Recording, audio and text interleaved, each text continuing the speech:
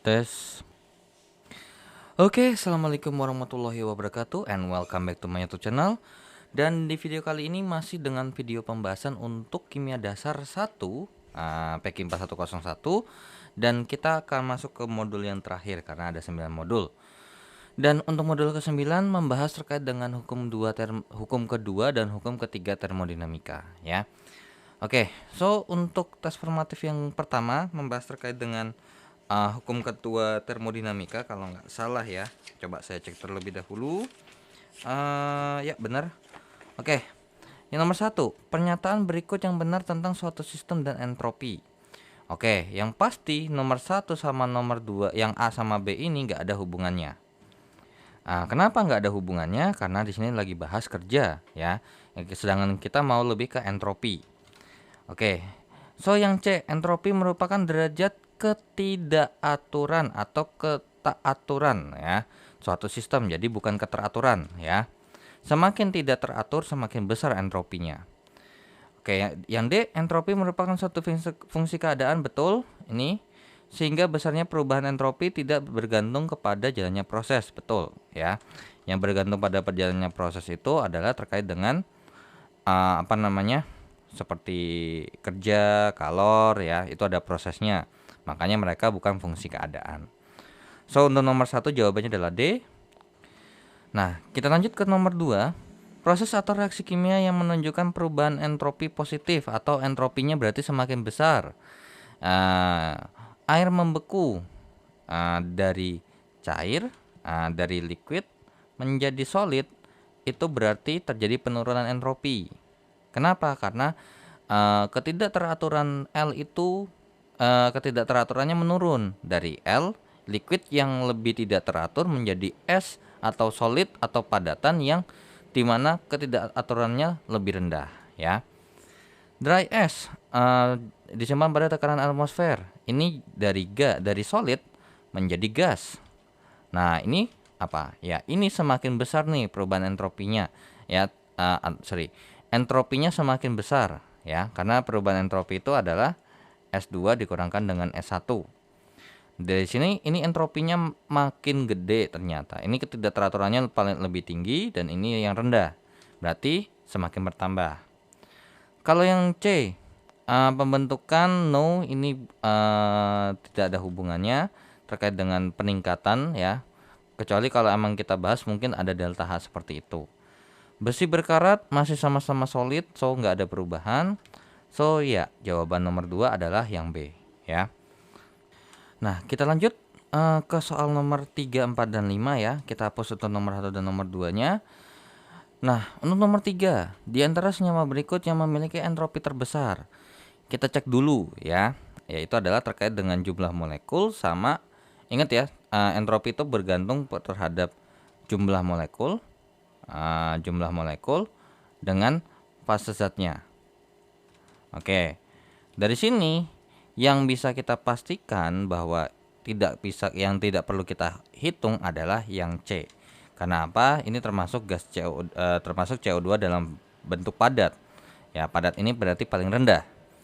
Nah, yang B ini saya nggak tahu antara dia gas atau apa. So, yang tinggal kita bandingkan adalah 1 mol dengan 1 gram. Kira-kira bakal besaran mana? Besaran yang A ya. Kenapa? Karena kalau misalnya untuk 1 gram, untuk yang D ya, N sama dengan G per MR, berarti N sama dengan 1 per 12 tambah 2 kali 16, maka ini jawabannya adalah 0, sekian ya. Gak bakal mungkin 1. Nah, sedangkan kenapa kok bisa 1 mol lebih besar? Karena ini toh juga kalau semisal kan jumlah molekul nih. Nah, 1 mol sama 1 molekul banyakkan mana? 1 mol. Kenapa? Karena 1 mol itu setara dengan yang namanya, nah ini N sama dengan N kali Na. Berarti 1 kali dengan 6,02 kali dengan 10 pangkat 23. Jadi N besarnya adalah 6,02 kali dengan 10 pangkat 23 molekul ya. So jawaban nomor 3 adalah yang A. Nah, lanjut ke soal nomor 4. Satu mol gas ideal mengalami proses ekspansi secara isoterm, maka pernyataan yang benar adalah kalau isoterm berarti delta U-nya sama dengan 0. Terus W-nya bagaimana? W-nya bernilai negatif dan Q-nya ini bakal bernilai positif ya. Oke. So, sistem menerima kerja. Nah, bukan ya. Karena melakukan kerja. Nah, terus energi dalam bertambah. Salah, energi dalamnya dia selalu konstan, 0. Entropi bertambah, entalpi berkurang. Nah, ini jawabannya adalah yang C. Kenapa? Karena ekspansi. Berarti V2 lebih besar daripada V1. Nah, untuk nomor 4, delta S itu bisa kita tulis menjadi NR kali ln V2 per V1. Nah, kalau V2 lebih besar daripada V1, maka dia ini jawabannya pasti positif ya, kalau V2 lebih besar daripada V1. Sehingga karena ini udah pasti positif, maka delta S-nya pasti positif. Berarti dengan begitu ya, delta S-nya lebih besar daripada 0 alias entropinya dia bertambah. So, nomor 4 jawabannya adalah yang C. Dan kita lanjut ke soal nomor 5. Proses berikut yang menunjukkan perubahan entropi berharga negatif, alias berarti S-nya menurun ya. Oke. Nah, perubahan entropi berharga negatif tuh berarti S-nya menurun, atau bisa kita juga bilang bahwa delta S-nya lebih kecil 0. Nah, untuk A kita lihat dulu. Ini solid, tapi ini ada gasnya. Oke, berarti dari solid menjadi gas, dia entropi sistemnya up ya, karena dari solid menjadi solid menjadi gas. Nomor yang B, dari solid ini ada gasnya menjadi padatan. Oke, berarti dia menurun. Yang C, dari gas ini bagaimana, apakah dia tetap? Tidak, ini dia meningkat. Karena apa? Ya, ini 2, ini 1 tambah 3 sama dengan 4. Berarti karena jumlah molekulnya makin banyak, maka entropinya dia meningkat. O2 menjadi O2 dari sini apa? Nah, ini sebenarnya kalau O2 dalam bentuk gas menjadi liquid, ini harusnya dia menurun ya. Kenapa? Karena ketidakaturan daripada liquid itu lebih rendah daripada gasnya. Nah, kalau kayak gini bagaimana? I think ini jawabannya ada 2 ya. Jawabannya adalah antara B ataupun dengan D. Nah, kecuali kalau ini liquid menjadi gas. Nah, itu baru dia meningkat.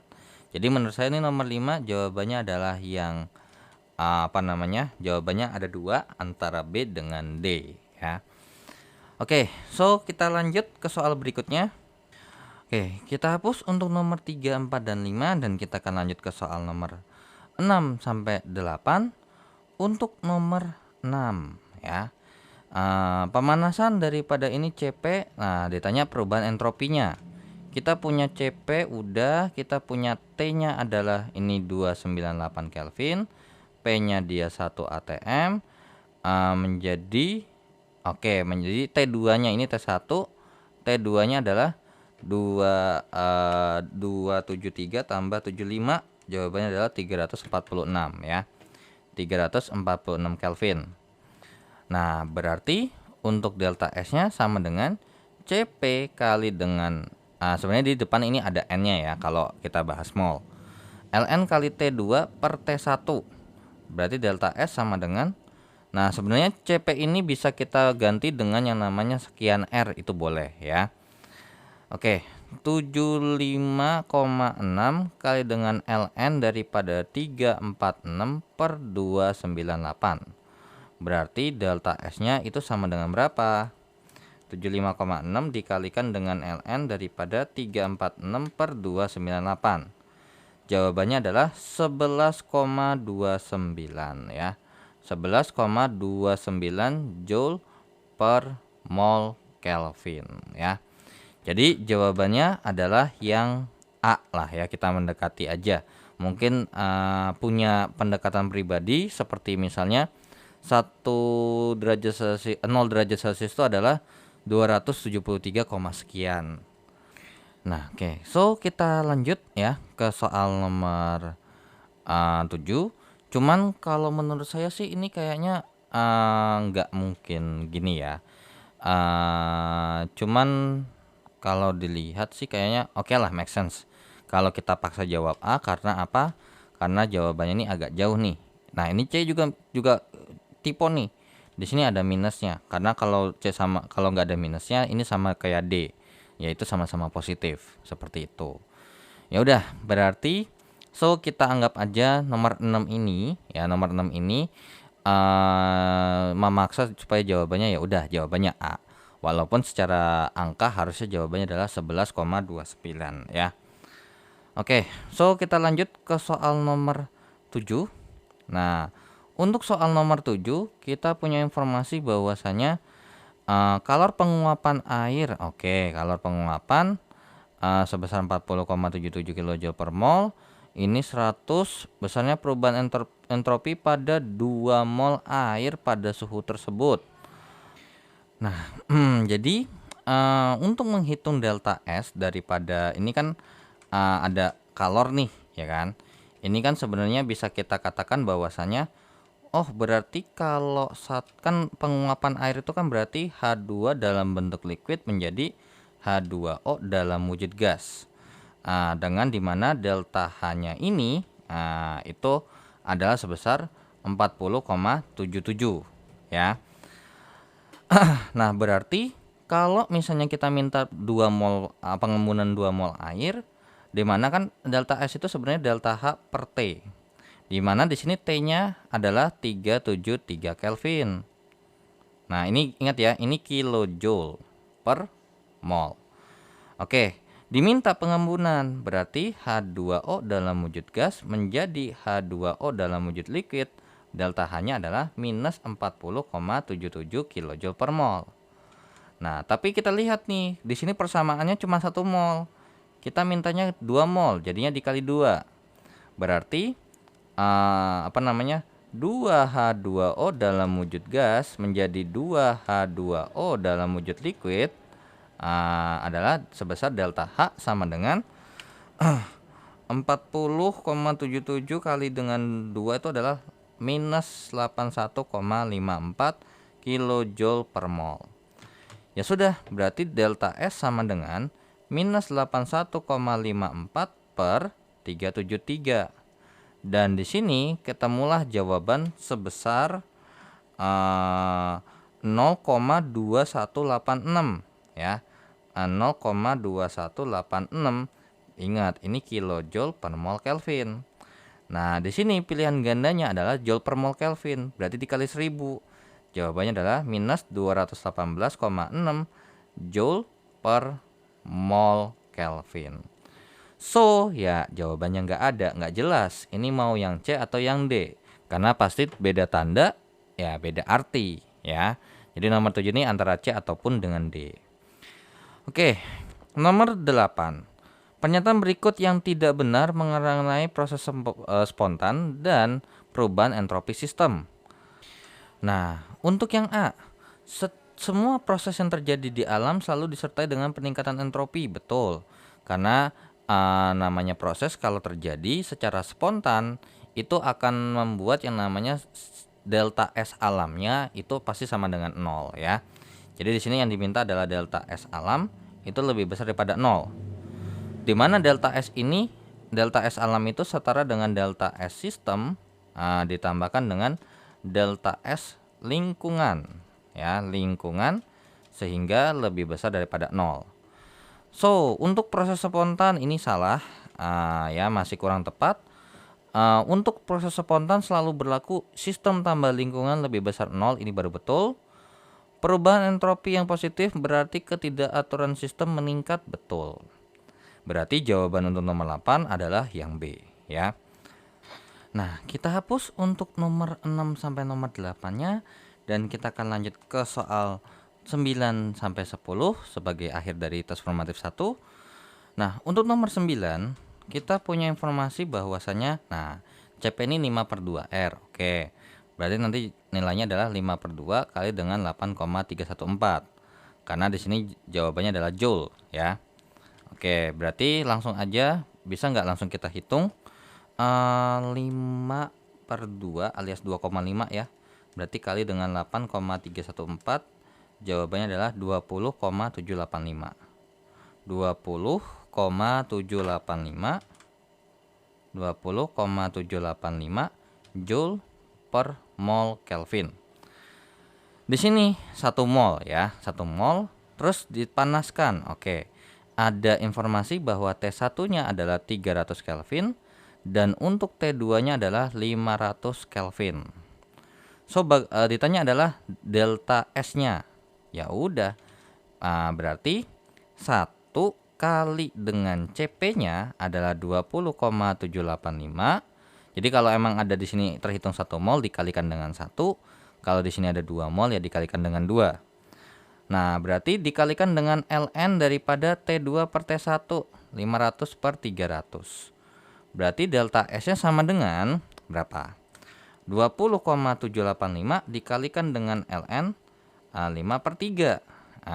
Jadi jawabannya sebesar 10,62 ya, 10,62 Joule per Kelvin ya. Nah, itu dulu. Kayaknya emang nggak ada jawabannya deh ya. Karena setelah diikutin toh juga rumusnya bener kok, delta S sama dengan 1 kali CP kan N kali CP kali ln T2 per T1. Jadi emang nggak ada jawabannya ya. Oke, so untuk soal nomor 10. Soal nomor 10 kita punya delta HF. Nah, kemudian di sini ditanya delta H reaksi, delta S reaksi, dan delta S lingkungan. Yang bisa kita pastikan, yang nggak perlu kita cek, yang udah pasti salah adalah yang B. Kenapa? Karena untuk perhitungan delta S reaksi itu bisa menggunakan rumus kayak H ya. Jadinya berarti delta sigma delta S produk dikurangkan dengan delta sigma daripada delta S reaktan. Ya sama kayak delta H reaksi itu sama aja kayak sigma daripada delta H produk dikurangkan dengan sigma daripada delta H reaktan. Nah, jadi kalau delta S lingkungan nanti berarti kalau delta S lingkungan ya, ini link sama dengan delta H daripada reaksi, delta H-nya reaksi per T. Nah, so berarti ya kita cek dulu dong delta H reaksinya. Tapi ingat, ini persamaannya belum ada. C4H10 ditambahkan dengan gas oksigen menghasilkan CO2 ditambahkan dengan H2O. Nah, ini belum lengkap reaksinya. Kenapa? Karena belum setara. Ini kita tembak 4 karena di sininya C-nya 4, di kanannya 1, tembak 4. Di sini berarti 5. Terus berarti ini 4 tambah 5 jadi 9, jadinya di sini 9 per 2. Ya, so berarti kalau kita mau menghitung delta H reaksi itu sama dengan, atau delta H aja deh saya tulisnya biar nggak kepanjangan. Berarti 5 kali dengan 4 dikalikan dengan CO. Ingat ya, delta H ini kan HP kurang HR. Berarti produknya disebutin aja dikalikan dengan koefisiennya. CO2 itu minus 393,55 ditambah dengan 5 kali dengan minus 241,84 dikurang dengan 1 kali dengan minus 124,73. Ya udah, tinggal kita hitung berapa nih. Nah, ini jawabannya adalah minus 2783,4 ditambah dengan 124,73. Nah, berapa tuh hasilnya? Ya kan? 124,73, jawabannya adalah ini adalah 2, delta H-nya adalah minus 2658,67. Nah, satuannya adalah kilojoule per mol. Jadi ya, ini salah, ini salah. Yang C kenapa salah? Karena satuannya salah. Kalau yang A salahnya apa? Hasilnya salah. So untuk delta H-nya. Sekarang untuk delta S lingkungannya. Oke. Berarti delta H per T. Nah, delta H-nya adalah minus 2658,67 per berapa? Suhunya tadi? Suhunya di sini 25 derajat Celcius. Berarti 298 Kelvin. Nah, so kita masukin 298, maka delta S lingkungannya sama dengan 2658,67 bagi 298. Jawabannya adalah 8,9217 minus 8 minus 8,9217 kilojoule per mol Kelvin. Tapi di sini mintanya joule, dikalilah 1000. Berarti delta S lingkungannya sama dengan minus 8921,7 joule per mol Kelvin. Ya, so jawabannya adalah yang D, domba. Seperti itu ya. Oke, so kita lanjut ke soal berikutnya. Oke, so kita lanjut ya. Kita hapus dulu untuk tes formatif yang pertama dan kita akan lanjut langsung ke tes formatif yang kedua karena waktunya juga ini cukup jauh sekali ya, masih 20 menitan. Oke. Nomor 1, suatu zat didinginkan sampai 0 K, maka harga yang tidak sama dengan 0 itu apa? Yaitu adalah energi vibrasi. Nah, ini mana? Yang nomor 2 nih. Yang dapat ditentukan dengan pasti adalah entropi. Nah, ini ada di teori depannya ya, bahwasanya kalau entropi itu kalau pada saat bentuknya kristal ataupun berada pada 0 Kelvin, itu pasti entropinya akan selalu 0 ya. Jadi itu bisa ditentukan secara pasti. Beda dengan entalpi, energi dalam ataupun energi bebas Gibbs yang bahwasanya kalau misalnya pada suhu 0 Kelvin itu nanti akan punya nilai tersendiri seperti itu ya. Oke, nomor 3. Delta S-nya lebih besar 0, maka hal ini menunjukkan bahwasanya apa? Ya, reaksi tersebut spontan. Ini ingat ya, ini adalah reaksi, bukan keseluruhan. Jadi ini kurang tepat. Nah, oke. So, cuman sebenarnya gini ya. Sebenarnya kalau misalnya mungkin kita bahas delta S reaksi, iya. Karena harusnya sih sebenarnya reaksi ini termasuk spontan sebenarnya harusnya. Oke, kalau reaksi tersebut endotherm, no, ini tergantung sama delta H. Produk C pasti berwujud gas, enggak juga. Entropi C pasti lebih besar daripada entropi B. Nah, ini benar karena apa? Kalau delta S-nya lebih besar 0 berarti entropinya meningkat ya. Jadi nomor 3 jawabannya adalah yang D.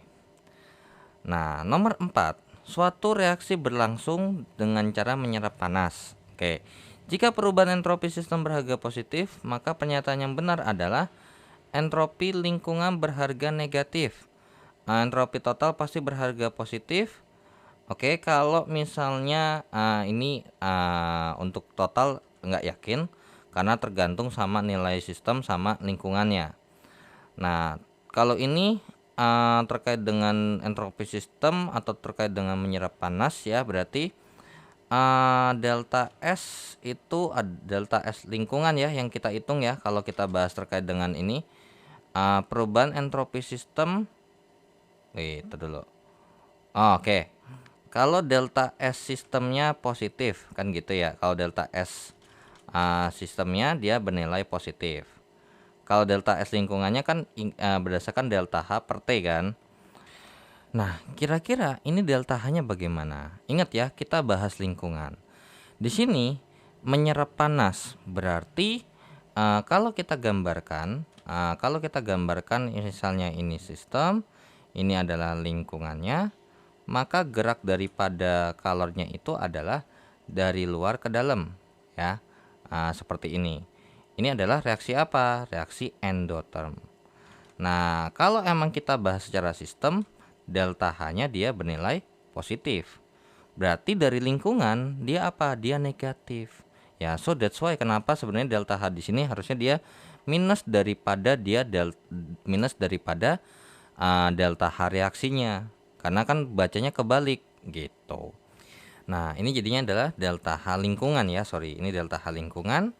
Nah, karena prosesnya berbalik berarti ini setara dengan yang apa? Minus delta H reaksi dibagikan dengan T. Nah, seperti itu ya. Untuk di nomor tes formatif pertama yang nomor 10, kalian tolong ini ya, revisi sendiri bahwasanya kan itu harusnya min delta H reaksi ya. Jadinya ini harusnya delta H lingkungan, jadinya minus delta H reaksi, yang dimana tes formatif 1 nomor 10 tuh jadinya nggak ada jawaban. Jadi harusnya dia bukan negatif melainkan dia positif ya. Jadinya berarti di sini karena delta H-nya ini positif ya. Ini kan berarti minus dari sesuatu positif dibagi dengan sesuatu yang positif, maka hasilnya bagaimana? Ini negatif ya. Berarti entalpi lingkungannya bernilai negatif, ini benar. Reaksi tersebut pasti berlangsung secara spontan, no. Karena kalau misalnya ini kita simpulkan bahwasanya delta S alam sama dengan delta S sistem ditambah dengan delta S lingkungan, ini dia positif, ini dia negatif, kita nggak tahu karena pasti harus butuh nilai, butuh angka. Karena kalau positif ditambah dengan negatif, belum tentu di sini positif, belum tentu di sini negatif juga. Nah, jadi untuk yang kita bahas tentang alam, kita nggak bisa pastikan. Reaksi pasti berlangsung reversible, ini nggak bisa juga. Jadi nomor 4 jawabannya adalah yang A ya. Oke, untuk rumus terkait dengan delta S lingkungan tolong direvisi ya. Mungkin kalau di video sebelumnya atau di nomor sebelumnya ada bahas terkait dengan delta S lingkungan, jadi tolong diperbaiki ya. Oke, kita lanjut ke soal berikutnya. Oke, kita hapus untuk soal nomor 1 sampai nomor 4-nya dan kita akan lanjut ke soal nomor 5 sampai nomor 7. Nah, untuk nomor 5. Nah, nomor 5, entropi pada suhu segini itu segini dan CP-nya kita tahu segini, maka CP tidak dipengaruhi oleh suhu, maka besarnya entropi gas pada 100 derajat Celcius. Di sini T1-nya adalah 298 Kelvin dan untuk T2-nya adalah 373 Kelvin. Nah, ini maksudnya tuh gini. Kalau S-nya punya daripada si 100 ini kira-kira berapa? Jadi sebenarnya bisa kita bilang bahwasannya perubahan daripada S, delta S itu ya. Jadi delta S itu bisa kita hitung delta T2 daripada integral T1 dengan T2 daripada CP per T dt. Nah, jadi sebenarnya kalau misalnya kita masukin nanti ya berarti ini S-nya 373 sama dikurang dengan S-nya 298 sama dengan integral daripada 298 atasnya 373 daripada 37,11 per T dt. Nah, ini kalau diintegralin ya 37,11 per T itu setara dengan yang namanya 37,11 kali ln T. Dengan batas atas 373, batas bawahnya 298. Nah, jadinya berarti S373 dikurang dengan S298. Nah, ini kan logaritma natural nih. Nah, setelah dimasukin kan sama aja kayak sesuatu kali ln T2 kan gitu ya. Kita anggap aja dari T2 dikurang dengan bla bla bla bla ln daripada T1. Nah, karena ininya sama berarti bla bla bla kali dengan ln T2 kurang dengan ln T1, makanya berubah menjadi ln T2 per T1. Langsung saja kita hitung. Hitungnya begitu. Jadi S373 kurang S298 sama dengan 37,11, 37,1 dikali dengan ln daripada 373 per 298. Maka berapa tuh, tinggal kita hitung. 37,11 kali dengan ln 373 ya 373 dibagi dengan 298. Maka jawabannya adalah 8,33 ya. Oke, sorry. Di sini kan udah ada ya bahwasanya S298 tuh ada angkanya. Berarti di sini 213, ini oke, ini tetap ya. Yang berubah itu yang ini doang nih. Kan kita masukin ya. 213,63, 213,63. Di sini S373 sama dengan berarti apa? 213,63 ditambahkan dengan yang namanya 8,33. Berarti setara dengan berapa nih kalau ditambahin 213,63 ditambahkan dengan 8,33, itu jawabannya adalah 221,96. Jadi jawabannya adalah ini joule per mol Kelvin ya. So jawabannya kalau emang disuruh memaksa kita menjawab ya yang mendekati adalah yang A ya. Nah, so kita lanjut ya ke soal nomor 6. Nomor 6, perubahan entropi jika 2 mol ini CP-nya segini dipanaskan daripada 27 sampai ini pada tekanan tetap. Nah, di sini T1-nya adalah 300 Kelvin, di sini T2-nya adalah 800 Kelvin. Ya, ingat lagi delta S itu sama dengan integral daripada T1 T2 CP per T dt. Berarti S daripada 800 kurang nggak perlu. Kenapa? Karena kan ditanyakan adalah delta S-nya kan, perubahan entropinya berapa. Ya udah, ini langsung masukin 800 integral batas bawahnya 300, batas atasnya 800, di mana CP-nya adalah 29,9 ditambah dengan 2,61 kali 10 pangkat min 3 T ini per T dt. Nah, alasan kenapa di sini tadi di atas saya bahas terkait dengan ini harus pakai kayak gini, biar di sini hati-hati. Ini nggak bisa pakai template kayak yang nomor 5. Nomor 5 kalau kalian mau pakai template itu bisa. Nah, tapi kalau di sini nggak bisa karena apa? Karena ini pembentukan integralnya dari fungsi yang berbeda.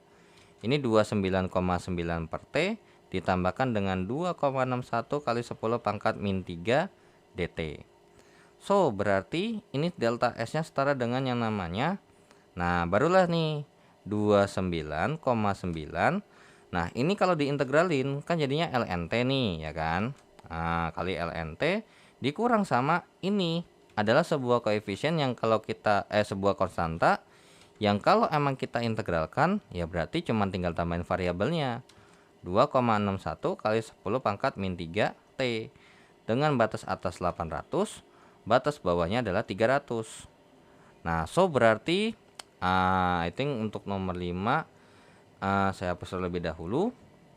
Nah, kalau untuk yang di bawah sini, untuk yang ini ya ini 29,9 dikalikan dengan ln daripada 800 per 300. Nah, ini juga sama nih, ini bisa kita logikakan aja. Bla bla bla bla T gitu ya. Terus kemudian dikurang dengan bla bla bla T. Berarti bla bla ini T2, ini T2 deh, ini T1. Jadi bla bla bla dikali dengan T2 dikurangkan dengan T1. Jadi ini bisa dikurang dengan yang namanya 2,61 kali 10 pangkat min 3 800 kurang 300. Berarti delta S-nya sama dengan berapa nih? 29,9 kali dengan ln 800 per 300 dikurang dengan 2,61 kali ini 2,61 dibagi dengan 1000 dikalikan dengan 500. Jawabannya adalah 28,02 ya. Nah, tapi ingat ya, ini 28,02 belum dikali 2. Jawabannya adalah 56,04. Nah, ini jawabannya adalah 28,02 ya tadi ya, 28,02, dan ini satuannya berarti tetap bakal joule per mol Kelvin. Nah, tapi karena berhubung di sini dia dimintanya adalah 2 mol amonia ya, berarti delta S untuk 2 mol amonia adalah sebesar ya jawabannya 56,04 ya. Ya, 0,056,04 joule per mol Kelvin, seperti itu ya. So jawabannya untuk nomor 6 ya nggak ada. Coba tapi saya cek dulu ya, ini dibagi dulu kok, dibagi dulu jadinya 29,9 per T betul, 2,61 kali 10 pangkat min 3T. Ya benar, dibagi jadi habis. So tinggal kita integralkan satu persatu. Jadinya seperti ini. Tinggal masukin batas atasnya 800, batas bawahnya 300. Ya ini. Jadi mungkin tolong koreksiannya juga ya kalau mungkin ada yang salah ngitung. Nah tapi secara rumus udah bener kok ya. Secara rumus ini udah benar, bisa dipakai. Cuman mungkin entah saya ada salah ngitung atau apa. So ini jawabannya nggak ada, 56,04 ya. Oke, nomor 7, ada S0 seperti ini, maka perubahan entropinya ini sama kayak delta H. HP kurang HR, berarti sigma S produk dikurangkan dengan sigma S daripada reaktan. Nah, coba kita cek dulu ada reaksinya. Bagaimana dengan reaksinya? Udah serap belum? Udah ya.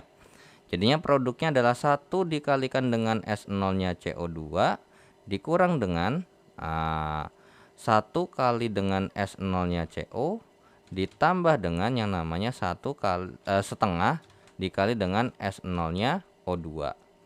Ya udah, delta S-nya sama dengan 1 dikalikan dengan yang namanya 213,63 dikurang dengan 1 dikalikan dengan CO-nya adalah 197,56 tambah setengah dikalikan dengan 205,03. Ya, bedanya delta S dengan delta H tuh gitu.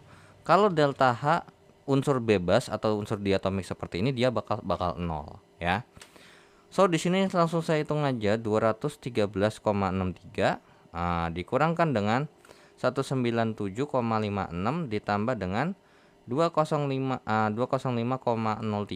dibagi dengan 2, jawabannya adalah 300,075.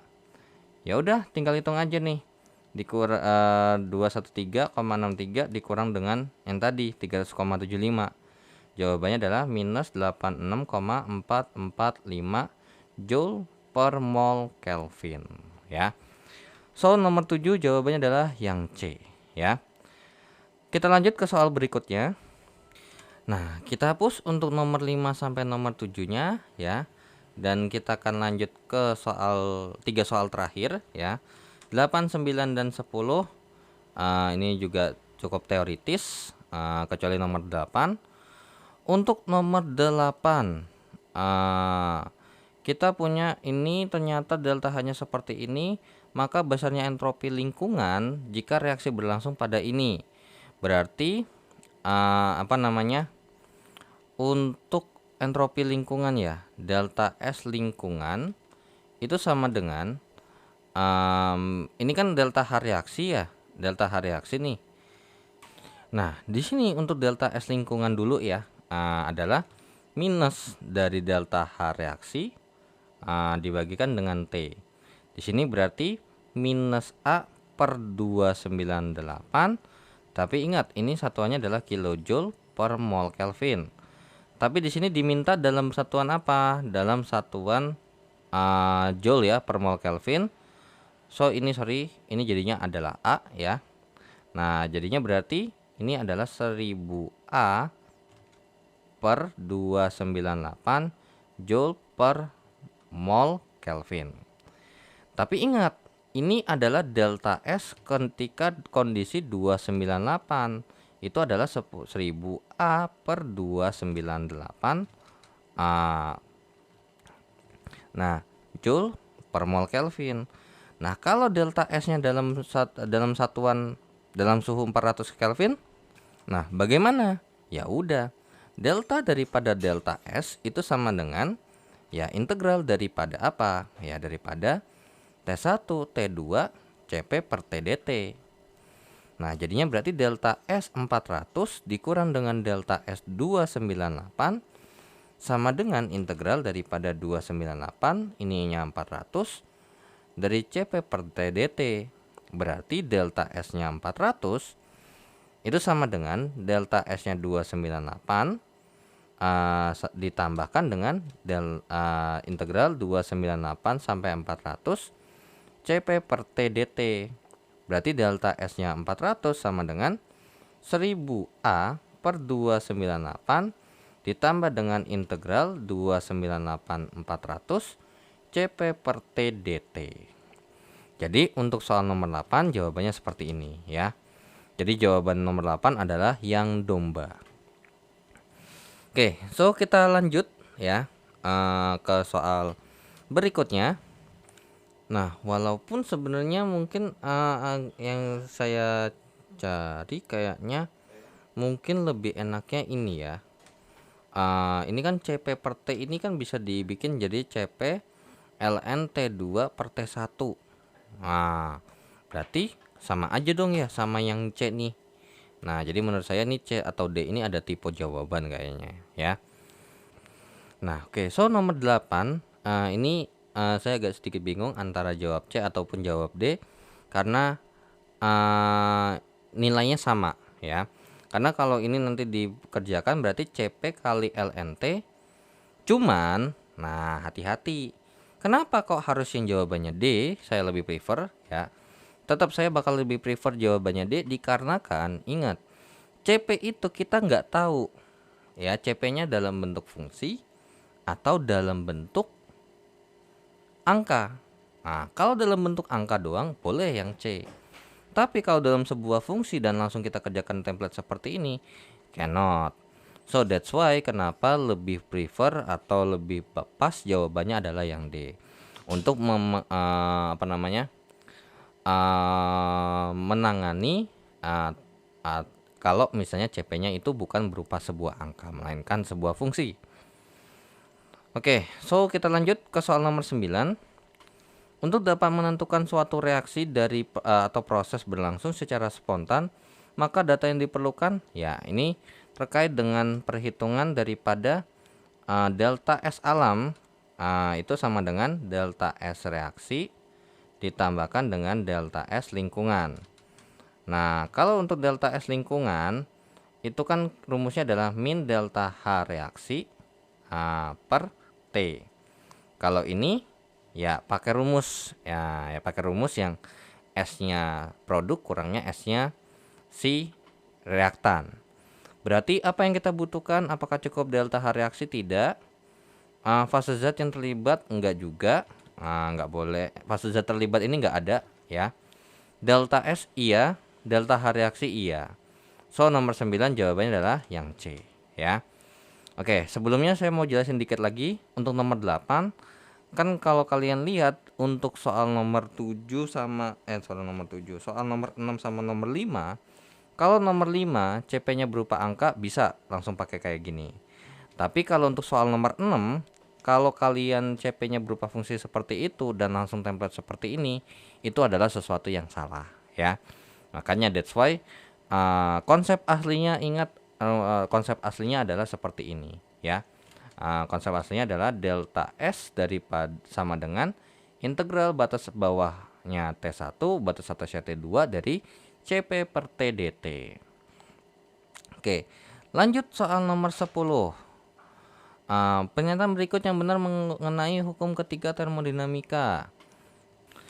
Nah, hukum ketiga termodinamika di sini jawabannya adalah yang C ya. Entropi dari setiap zat murni atau senyawa yang kayak bentuknya kristal dalam keadaan setimbang mendekati 0 pada suhu 0 absolut ya. Suhu 0 absolut ini adalah suhu 0 Kelvin ya, suhu mutlak 0 Kelvin, maka entropinya akan mendekati 0 bahkan sama dengan 0 ya. Oke, so kita lanjut ya karena masih ada satu tes formatif lagi. Nah, kita hapus untuk nomor 8, 9, dan 10. Oke. Nah, oke. So, untuk nomor 1 sampai 4 untuk tes formatif ketiga. Oke. So, untuk nomor 1 terlebih dahulu ya. Kita punya informasi bahwasanya ada reaksi dengan delta S0-nya lebih besar daripada 0, maka pernyataan di bawah ini yang benar adalah reaksi tersebut berlangsung spontan. No. Karena apa? Kalau langsung spontan itu bukan reaksi melainkan delta S alam. Reaksi tersebut melepaskan panas. Nah, ini harus kita lihat dalam kondisi delta H-nya bukan delta S-nya. Jika delta H reaksinya sama dengan jika delta H-nya lebih besar daripada 0, maka reaksi spontan pada suhu yang tinggi. Nah, kalau bahas ini untuk delta, jika delta H-nya 0 lebih besar 0 positif, maka bagaimana dengan reaksinya? Nah, ini akan spontan pada suhu tinggi. Ini benar ya. Oke, coba di bukunya ada nggak ya? Kalau misalnya berdasarkan tabel, karena saya punya tabel sendiri, bahwasannya coba saya baca dulu bentar ya. Nah, mungkin kalau untuk nomor 1 ini kalau bikinnya gini ya. Delta H, delta S, delta G, yang dimana kan sebenarnya delta G ini kan kita bisa berumus berarti delta H dikurangkan dengan T dikalikan dengan delta S. So, di sini nanti di sini jawabannya ada keterangannya ya. Kalau yang pertama, kalau dia hanya positif, ya kan, ini positif terlebih dahulu dan ini dia positif. Bagaimana kira-kira? Positif dikurang dengan sesuatu yang positif. Ya, ini tergantung ya kan.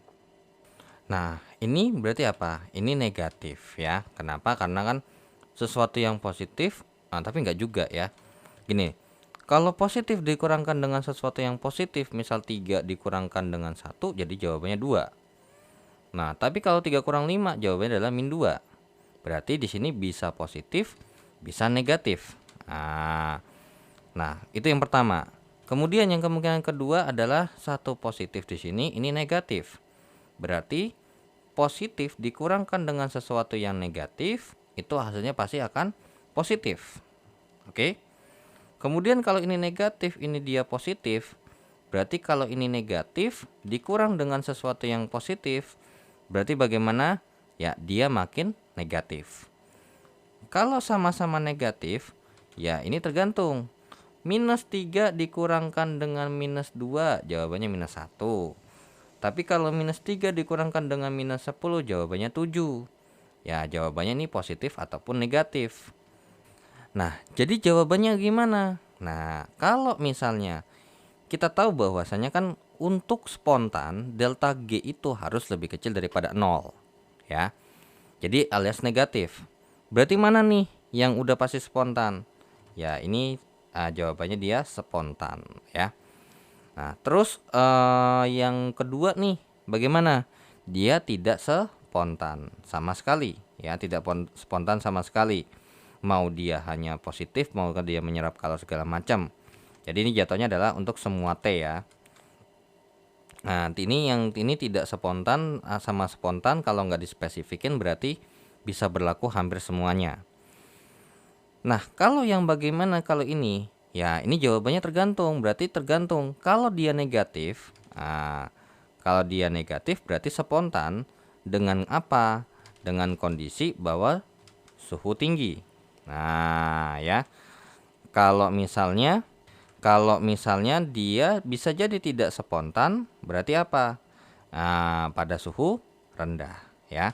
Nah, jadi intinya gini, kalau misalnya untuk yang spontan pada suhu tinggi, berarti yang suhu rendahnya nggak spontan. Kalau ini dia spontan ketika apa? Suhu rendah. Berarti pada suhu tinggi, ya dia tidak spontan. Seperti itu. Nah, jadi delta H lebih besar 0. Nah, delta S-nya lebih besar daripada 0. Di sini saya anggap delta S-nya adalah delta S daripada secara ini ya, berarti pada suhu tinggi. Kalau delta G lebih kecil 0, reaksi ini spontan. Tapi pada suhu rendah, no, nggak bisa ya. Karena suhu rendah sama suhu tinggi ini tergantung sama delta H-nya juga ya. Kalau delta G-nya lebih kecil 0, kita nggak bisa jawab delta H-nya bagaimana ya. Karena di sini ternyata ketika dia negatif, bisa aja hasil delta H-nya positif. Di sini ketika dia negatif, dia jawabannya bisa negatif, jadi nggak jelas. So, jawaban yang lebih tepat ini adalah yang C ya. Nah, jadi sebenarnya bisa sih kalau misalnya kalau mau pakai combo. Delta S itu bakal lebih besar 0, spontan. Delta G sama delta, intinya energi bebas itu pasti berlawanan sama entropi ya. Jadi kalau misalnya kalau delta S-nya tidak spontan ketika dia minus, berarti delta atau energi bebasnya adalah positif, baru tidak spontan ya. Oke, itu untuk nomor 1. Lanjut nomor 2. Untuk nomor 2, suatu gas mengalami kompresi pada suhu dan tekanan tetap dengan cara melepaskan panas. Nah, maka pernyataan yang benar adalah apa? Nah, namanya kompresi berarti apa? Menyebabkan sesuatu sistem makin teratur karena makin rapat. Berarti delta S-nya lebih kecil daripada 0. Pada suhu dengan tekanan tetap dengan melepaskan panas. Nah, exotherm kan?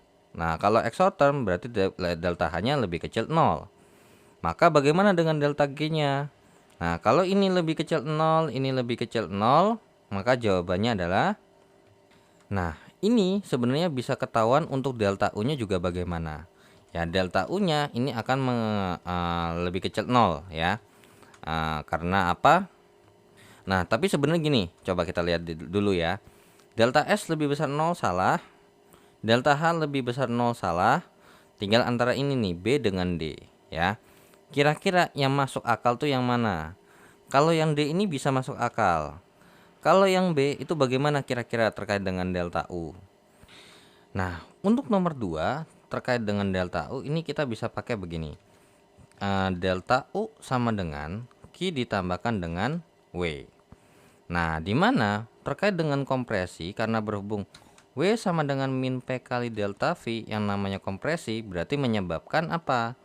Menyebabkan ini bernilai negatif. Berarti bisa kita katakan bahwasanya W di sini bernilai positif.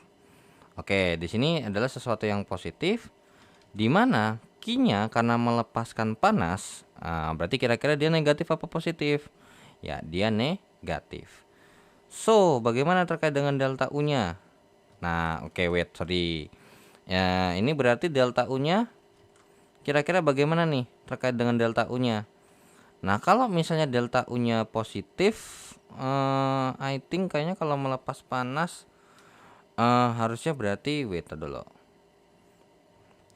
Nah, di sini kalau dari saya pribadi berarti kalau untuk W ya.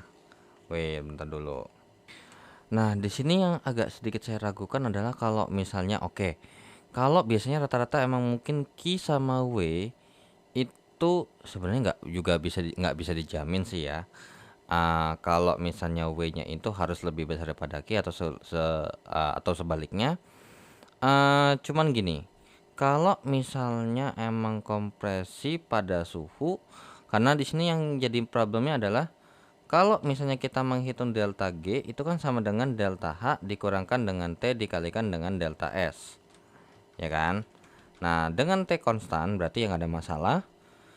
Nah, ini masalahnya di sini minus dikurangkan dengan sesuatu yang bernilai bagaimana? Bernilai dia negatif ya kan? Pasti jadinya berarti bakal ditambah dong, minus ditambah dengan sesuatu. Nah, kalau ternyata perubahan entropinya ini jadi yang minusnya lebih gede, ya kan? Ternyata kalau misalnya minus 5 dikurang dengan minus 7, jadi jawabannya adalah 2. Maka hasilnya dia positif. Nah, jadi penentunya di antara B nih. Kalau B delta U-nya dia tidak mungkin lebih besar daripada 0, maka jawabannya dia D. Seperti itu. Gitu juga sebaliknya, kalau delta U-nya pasti lebih besar 0, maka delta G-nya ini jawabannya nggak pasti juga. Jadi di antara delta U sama delta G ini adalah sesuatu yang salah satunya pasti nih. Nah, jadi ini saya agak ragu ya. Mungkin kalau misalnya kalau saya lihat dari pembahasannya ya, dia mengatakan bahwasanya ini negatif nih, delta U-nya negatif. Tapi di situ ada yang salah bahwasanya W-nya itu negatif, dia salah karena W-nya harusnya positif ya. Jadi biasanya namanya melepaskan kalor itu biasanya usahanya itu nggak seberapa ya. Jadi sebenarnya namanya dengan menjaga suhu dan tekanan tetap ini berarti delta U-nya dia negatif. So kita anggap seperti itu. So dengan begitu jawabannya adalah yang D ya. Cuman kalau emang kalian punya pendapat sendiri, boleh sertakan sumbernya juga. Karena ini nomor 2 ini saya agak sedikit bingung. Karena untuk delta U ini juga bisa positif negatif. Jadi kayak 50-50 nih antara B atau D seperti itu ya. Cuman kurang lebih seperti itu, yang A sama yang C itu udah pasti salah ya. Oke, nomor 3. Suatu proses atau reaksi tidak akan berlangsung spontan jika, nah, sebenarnya simpelnya gini. Spontan itu kalau misalnya delta S secara semesta ya, itu lebih besar 0, terus kemudian delta G-nya atau energi bebasnya pasti lebih kecil 0. Kalau misalnya dia setimbang, kalau dia setimbang berarti delta S-nya sama dengan 0, energi bebasnya juga sama dengan 0. Kalau tidak spontan, berarti delta S-nya ini lebih kecil 0, maka delta G-nya ini kebalikannya, jadi lebih besar daripada 0. So, proses yang tidak akan berlangsung spontan jika delta G-nya lebih besar daripada 0 ya. Oke, jadi kurang lebih seperti itu teorinya. Dan lanjut ke soal nomor 4. Nah, nomor 4 kita punya informasi seperti ini. Perubahan energi bebas Gibbs daripada ini. Nah, ini kita bikin reaksinya dulu untuk nomor 4 ya. So, untuk 1 sama nomor 2-nya akan saya hapus terlebih dahulu. Nggak usah deh, nomor 2-nya aja ya cukup. Untuk nomor 4 kita bikin dulu persamaan reaksinya. Berarti C3H8 ditambah dengan O2 menjadi CO2 tambah dengan H2O. Berarti ditembak ininya 3, ininya 4. So, berarti 6 tambah 4 jadinya 10, di sini 5. Berarti untuk delta G-nya ya sama. Untuk delta G di sini kita tinggal pakai sigma G-nya produk dikurangkan dengan sigma G-nya reaktan. Berarti delta G-nya sama dengan 3 kali dengan G0-nya GF0-nya si CO2 tambah dengan 4 kali dengan GF0-nya H2O dikurangkan dengan yang namanya 1 kali dengan GF0-nya C3H8. Ya udah, tinggal kita hitung aja, langsung masukin 3 dikalikan dengan minus 394,36 ditambahkan dengan 4 kali dengan minus 228,59 dikurangkan dengan 1 dikalikan dengan minus 23,49 ya. So, langsung aja bakal saya hitung. Nah, ini jawabannya adalah minus 2073,95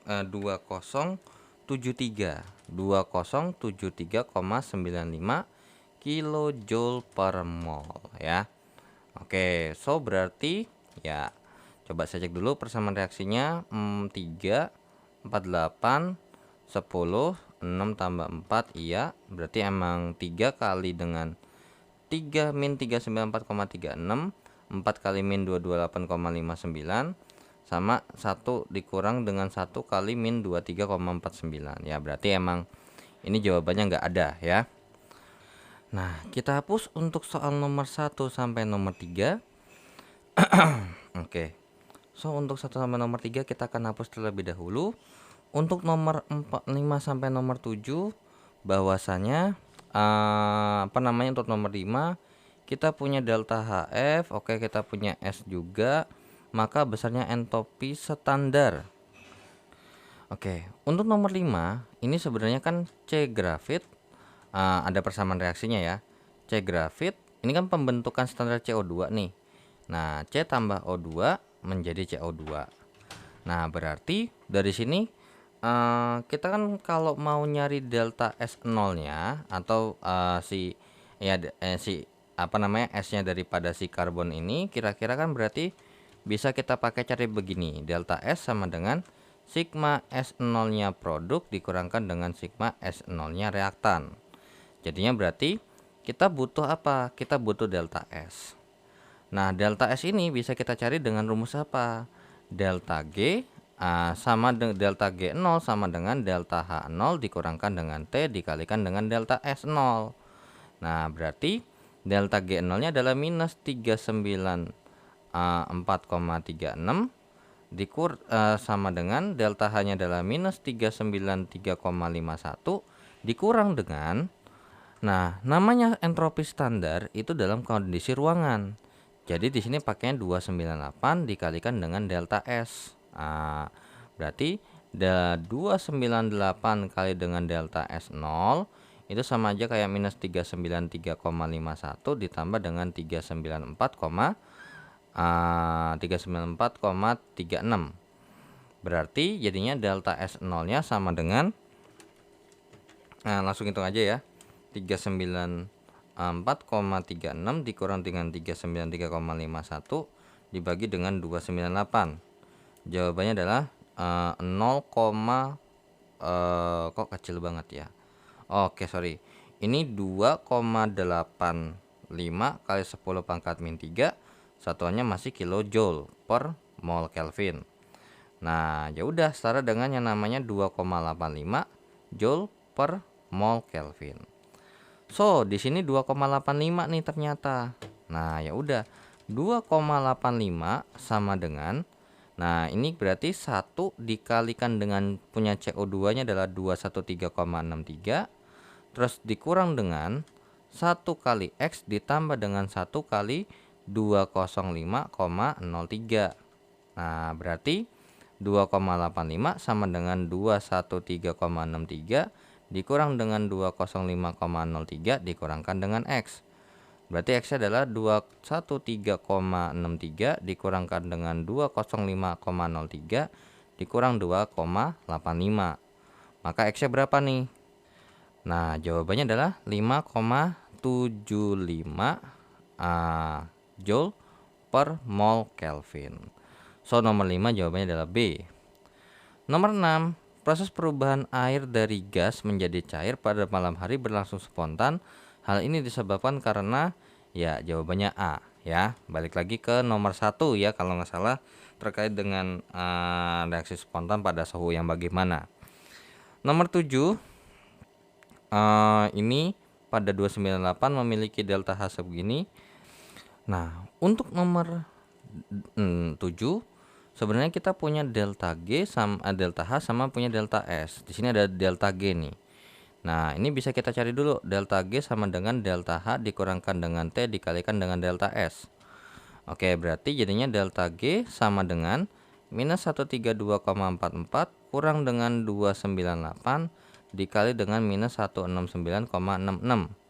Maka delta G sama dengan minus 132,44 ditambah dengan 298 kali dengan yang namanya 169,66. Jawabannya adalah 50426,24. Apa satuannya adalah joule per mol Kelvin ya. Oke.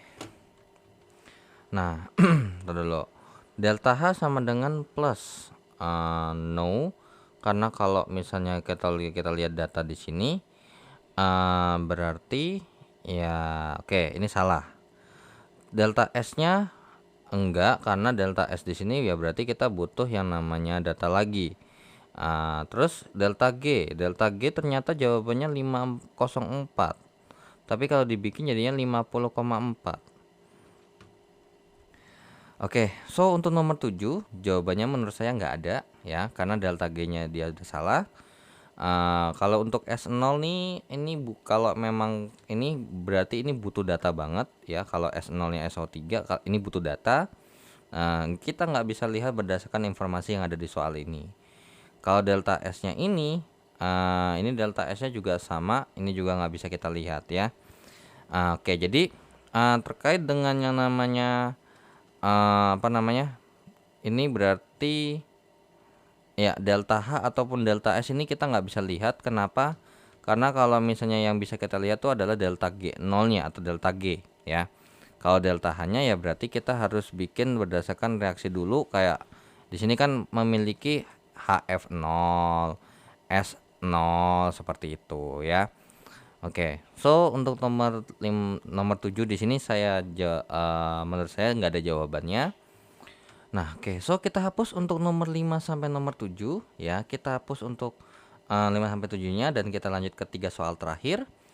Nah, nomor 8 proses berlangsung 1 atm, kemudian 500 Kelvin disertai dengan penurunan entalpi, berarti delta H-nya minus ya, delta H-nya ini minus 42. Penurunan entropi berarti delta S-nya adalah minus 84. maka oke, berarti ini udah ada hubungannya dengan delta G ya. Delta G sama dengan delta H dikurangkan dengan T kali delta S. Delta G-nya sama dengan minus 42 dikurang dengan 500 kali minus 84. Maka di sini bisa dipastikan bahwasanya delta G-nya ini bersifat positif ya. Sorry. Ini minus 42-nya minus 42 apa ya? Ini kilojoule berarti dikali 1000. Minus 42.000 dikurangkan dengan T 500 dikalikan dengan minus 84. Nah, berapa nih? Oke. Ini berarti delta G-nya sama dengan 0. Artinya apa? Berarti berlangsung dalam kondisi setimbang nih. Nah, berarti tidak spontan nggak mungkin. Secara spontan salah. Nah, kalau namanya spontan, arti apa? Sorry, ini dalam keadaan setimbang ya. Kok dia ini dalam keadaan setimbang. Kalau namanya dalam keadaan setimbang pasti dia reversible alias bisa balik ya. Oke, nomor 9. Ini P dan T tetap merupakan reaksi endoterm yang benar berlangsung ya. So berarti kita cari yang delta H-nya lebih besar 0 supaya dia endotherm. Nah, jadi cari yang delta H-nya lebih besar 0 dan berlangsung nih, berarti delta S-nya lebih besar daripada 0 juga. Maka jawaban nomor 9 adalah yang A ya. Oke, nomor 10. Jika pada satu ATM perubahan entalpi penguapan dan perubahan entropi penguapan delta S sama ini, maka akan mendidih pada suhu berapa? Nah, untuk soal nomor 10 ini tinggal kita pakai delta G 0 sama dengan delta H 0 dikurangkan dengan T kali dengan delta S 0. Berarti di sini karena berhubung penguapan nih. Berarti masih dalam proses penguapan ya. Berarti dalam keadaan setimbang. Berarti 0 sama dengan delta H-nya adalah ini. Satuannya dalam satuan apa? Ya, ini masih dalam satuan yang namanya kilojoule. Berarti ini adalah 16.150 dikurangkan dengan T dikalikan dengan 85,8. Berarti 85,8 sama dengan 16.150.